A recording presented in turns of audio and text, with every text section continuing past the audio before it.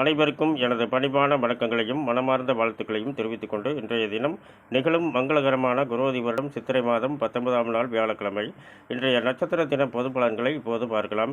நாம் ஏன் நட்சத்திர தின பொது பலன்களை தினசரி பார்க்கின்றோம் என்றால், அவரவர்கள் ஜென்ம நட்சத்திரங்களுக்கும் அன்றாடம் வரக்கூடிய நட்சத்திரங்களுக்கும் எந்த மாதிரியான ஒரு நல்ல பலன்களை பார்க்க முடியும் என்பதற்காகத்தான் தினசரி நட்சத்திர தின பொது பலன்களை பார்க்கின்றோம்.